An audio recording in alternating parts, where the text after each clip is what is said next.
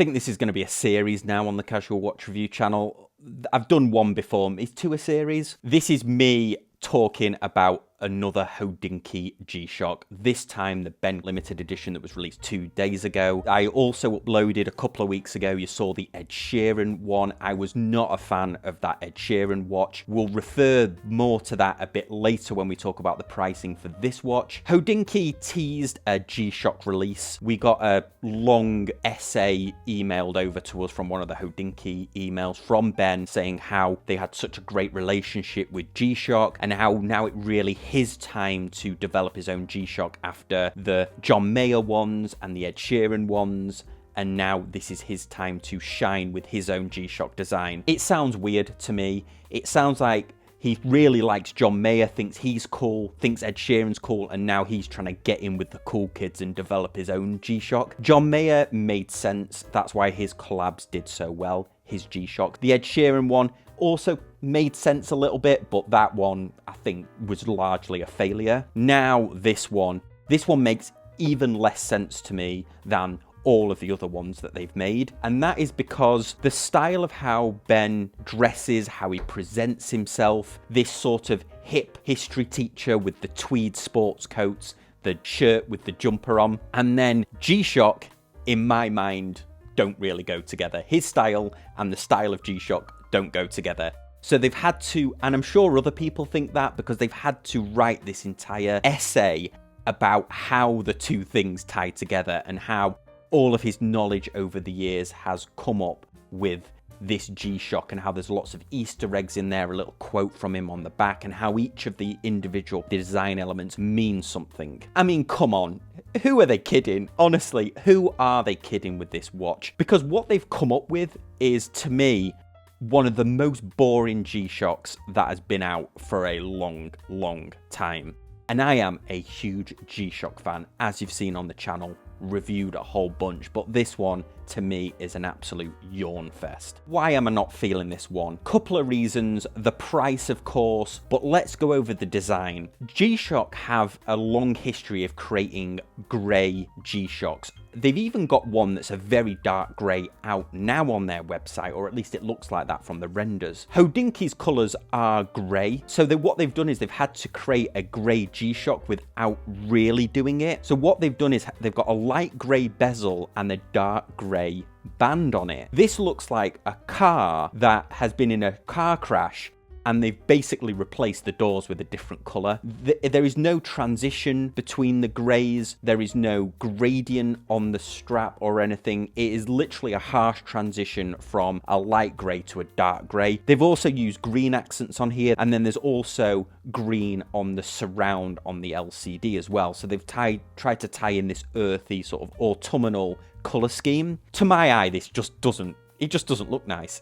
The colours do not go together. I think they should have just gone all in with the hip history teacher sort of vibe of Ben if they were going to do this, and put a tweed strap, maybe with a bit of leather to reinforce the holes in the tip of the strap. I think they should have just gone all in with that and lent more into the humorous aspect of trying to make everyone believe that Ben, who is a very sophisticated watch collector, knows a ton about Rolex, knows a ton about Patek, writes for a very prestigious watch publication, trying to shoehorn in the fact that Ben would wear a G-Shock with a tweed sports coat. It's comical.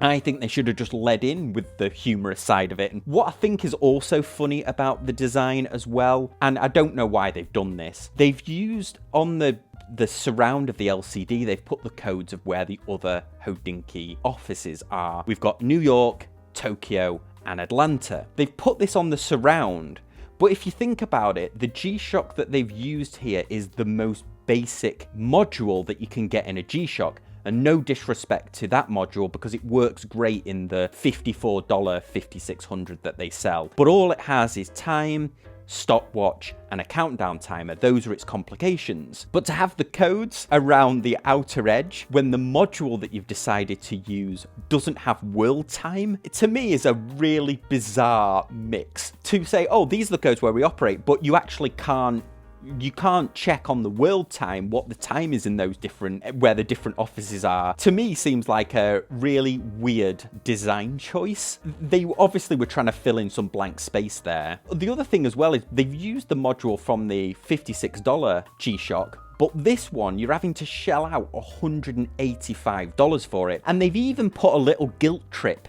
in the blurb on the website where they've said all $5 of it will be going to the Horological Society of New York. $5 on a watch that they've marked up from what essentially you can buy the same watch for, albeit in just a black resin version. It seems to me like a little bit hollow. And the $5 to make a difference to the Horological Society of New York's charity, they're going to have to sell thousands and thousands and thousands of these watches. They're limited edition, so who knows how many they've got. And this is the other point as well. If you go on their website, you will see that the Ben edition on their website is listed with 3 other limited edition G-Shocks. The online ceramic one, the Ed Sheeran one, and the Ben Clymer. If you click on the online ceramics ones, it is sold out. This was also sold on Casio's website and it's sold out there as well. If you go onto the Ed Sheeran one, I made a video about this months ago now, talking about how the Ed Sheeran ones haven't sold out and was it a flop. Well, you go on Hodinkee's website, you click on that watch, it says it's sold out. So you would think, oh wow, these other 2 have sold out. I better buy this Ben one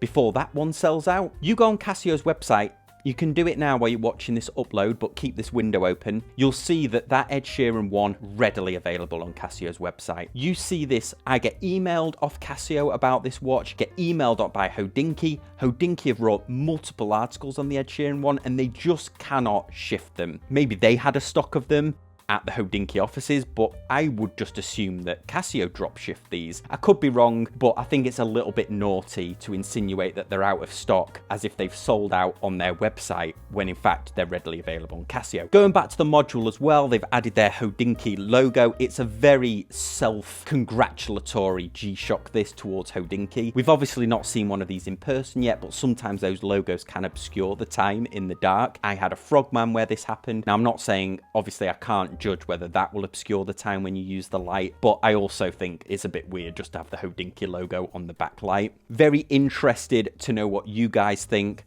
I know you didn't like the Ed Sheeran one, or a lot of you didn't. What do you think of this one? You've heard my opinion. Let me know in the comment section down below. See you next time on Casual Watch Reviews.